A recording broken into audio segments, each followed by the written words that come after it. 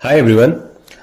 आज हम एक ऐसे टॉपिक के बारे में बात करेंगे जो हमारे फाइनेंशियल प्लानिंग का ना एक बहुत ही ज़्यादा इंपॉर्टेंट हिस्सा है ना। आपको पता ही है वैसे तो इंश्योरेंस के बारे में, बट कैसे आप इंश्योरेंस को फाइनेंशियल रिस्क को कवर करने के लिए यूज़ कर सकते हो और ये इंश्योर कर सकते हो कि किसी भी इमरजेंसी में जो है आपके फाइनेंशियल लॉसेस को आप कवर कर पाओ, उसके लिए हम अभी बात करेंगे। तो इंश्योरेंस क्या होता है? एक कॉन्ट्रैक्ट होता है जिसमें आप एक फिक्स्ड प्रीमियम पे करते हो, राइट? और रिटर्न में आपको क्या मिलता है? एक स्पेसिफिक रिस्क के अगेंस्ट फाइनेंशियल प्रोटेक्शन आपको मिल जाता है। तो अगर कोई अनएक्सपेक्टेड इवेंट होता है, जैसे एक्सीडेंट हो जाए, मेडिकल इमरजेंसी हो जाए या किसी की डेथ हो जाए, है ना, तो आपको ये आपकी फैमिली को जो है ना फाइनेंशियल सपोर्ट करने में हेल्प करता है। इंश्योरेंस कितनी तरह के होते हैं उस पर हम थोड़ा सा बात कर लेते हैं ना। तो हम 5 तरह के इंश्योरेंस के बारे में बात करेंगे। तो पहला हो गया लाइफ इंश्योरेंस, है ना। इसका मतलब है कि अगर इंश्योर्ड पर्सन की डेथ हो जाती है तो उसके जो डिपेंडेंट्स हैं उनको फाइनेंशियल कंपनसेशन मिलता है कुछ।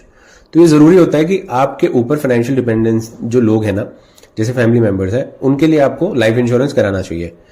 तो अगर आप एक अर्निंग मेंबर हो, राइट, और आपको समझिए कि कुछ हो जाता है, ठीक है, तो लाइफ इंश्योरेंस से आपकी फैमिली को एक लमसम अमाउंट मिलेगा, जैसे फाइनेंशियल स्टेबल रह सके वो, जिससे, है ना। तो इसलिए लाइफ इंश्योरेंस इंपॉर्टेंट है, ठीक है। इसमें टर्म इंश्योरेंस की बात भी मैं करूंगा आपसे। बेसिकली आजकल जो है ना लाइफ इंश्योरेंस के लिए लोग टर्म इंश्योरेंस कराते हैं, है ना। पहले लाइफ इंश्योरेंस के लिए एंडोनमेंट प्लान होता था। तो टर्म इंश्योरेंस में होता है कि आपको अगर कुछ हो जाता है तो ही पैसा मिलता है, वरना जो प्रीमियम गया होता है आपका, उसका आपको कुछ रिटर्न में नहीं मिलता। जबकि जो आपका एंडोनमेंट प्लान होता है ना, उसमें आपको अगर कुछ हो जाए तो पैसा मिलता ही है। अगर कुछ ना हो आपको, मतलब इंश्योर्ड पर्सन है उसकी डेथ ना हो, तो उस केस में भी ना जो पैसा आपने दिया है उस पर कुछ रेट ऑफ रिटर्न के हिसाब से मिलके आपको एक लमसम अमाउंट मिल जाता है एंडोनमेंट प्लान के हिसाब से, है ना। वो आपकी बेटी की एजुकेशन के लिए हो सकता है, वो किसी भी चीज के लिए हो सकता है ना। तो पेरेंट्स जनरली जो करते हैं एंडोनमेंट प्लान, वो इस तरह से करते हैं कि जैसे बच्चा हुआ 2 साल का है, तो जब वो 20 साल का होगा तो इतना पैसा मिलेगा, 25 का होगा तो इतना। तो इस तरह का होता है लाइफ इंश्योरेंस, एंडोनमेंट प्लान, है ना। टर्म इंश्योरेंस है कि आपने 1 करोड़ या 2 करोड़ का टर्म इंश्योरेंस करा लिया, आप प्रीमियम पे करते रहिए। अगर कुछ हो जाए आपको तो आपको लमसम अमाउंट आपके जो डिपेंडेंट फैमिली मेंबर्स हैं उनको मिल जाएगा। अगर आपको कुछ नहीं होगा तो कुछ रिटर्न में नहीं मिलेगा, ठीक है। होप आपको क्लियर हो गया होगा कि क्या डिफरेंस टाइप के लाइफ इंश्योरेंस होते हैं, ठीक है। तो ये पहला मैंने आपसे बात की लाइफ इंश्योरेंस की। दूसरा हो गया हेल्थ इंश्योरेंस। तो हेल्थ इंश्योरेंस आपकी मेडिकल इमरजेंसीज के लिए होता है। तो आजकल हॉस्पिटल के बिल काफी ज्यादा हो गए हैं, राइट। तो अगर आपके पास हेल्थ इंश्योरेंस होता है तो ये इंश्योरेंस आपके मेडिकल एक्सपेंसेस को कवर करता है, ठीक है। तो आपके लिए एक प्रैक्टिकल टिप है, तो हमेशा एक ऐसा इंश्योरेंस प्लान हेल्थ का आप लेके रखें जो आपके और आपकी फैमिली के लिए सफिशिएंट कवरेज दे सके, है ना। और हॉस्पिटलाइजेशन जब होती है ना, तो उस टाइम पे फाइनेंशियल स्ट्रेस को कम करे, ठीक है। तो तीसरा हो गया मोटर इंश्योरेंस। नाउ ये आपकी गाड़ी को डैमेज या एक्सीडेंट के केस में फाइनेंशियल हेल्प करता है। तो इंडिया में ना मोटर इंश्योरेंस मैंडेटरी है, और इसमें 2 तरह के इंश्योरेंस होते हैं, एक थर्ड पार्टी और एक कॉम्प्रिहेंसिव। थर्ड पार्टी इंश्योरेंस वो होता है जो सिर्फ दूसरे पार्टी के डैमेज को कवर करता है, लेकिन कॉम्प्रिहेंसिव इंश्योरेंस आपके व्हीकल और दूसरे पार्टी के लॉस दोनों को ही कवर करता है, ठीक है। तो ये फायदा है मोटर इंश्योरेंस का। Then comes home insurance. तो ये चौथा इंस्ट्रूमेंट हो गया आपका इंश्योरेंस का।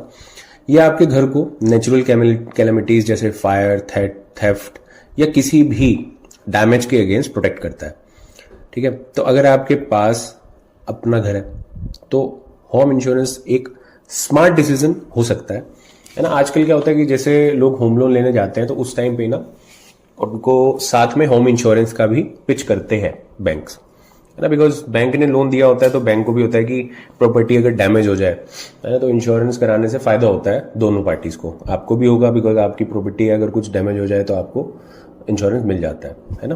5वां इंश्योरेंस है ट्रैवल इंश्योरेंस। ट्रैवल इंश्योरेंस तब काम आता है जब आप कहीं ट्रैवल कर रहे हो, राइट, और ट्रिप के दौरान आपकी कोई इमरजेंसी हो जाए, जैसे मेडिकल इमरजेंसी हो जाए, ट्रिप कैंसिल हो जाए या बैगेज लॉस्ट हो जाए, तो जनरली जब आप टिकट बुक करते हैं, जैसे मेक माई ट्रिप पे या किसी ऐप पे आप करते हैं ना, या आजकल आप ओला उबर भी बुक करते हैं ना, तो वो ट्रिप इंश्योरेंस का 1 रुपया या कुछ ऐसा अमाउंट बोलता है ना। और फ्लाइट जब आप करते हैं तो 100, 200, 300 रुपये का जो अमाउंट है ना, वो आपको बोलता है कि आप ये ऐड कर सकते हैं, है ना। तो यही होता है ट्रैवल इंश्योरेंस, ठीक है। और अब हम बात करते हैं कि इंश्योरेंस की इंपॉर्टेंस क्या है। तो इंश्योरेंस बेसिकली अनसर्टेन इवेंट्स के लिए होता है, जैसे हमने अभी ऊपर बात की। तो एक फाइनेंशियल बैकअप आपके पास रहता है हमेशा, कि हर इंसान के लिए ना कुछ इंश्योरेंस होना जरूरी है, ताकि आपकी जो इमरजेंसी सिचुएशन है ना, उसमें आपके पास पैसों की कमी ना रहे और आपकी जो भी चीजें हैं ना वो इजीली रिकवर हो पाए, ठीक है। तो सबसे पहला आपको अपने रिस्क को समझना चाहिए, सबसे पहली चीज ये है। अगर आप एक अर्निंग मेंबर हो खुद से ही, तो लाइफ इंश्योरेंस और हेल्थ इंश्योरेंस आपकी टॉप प्रायोरिटी होनी चाहिए।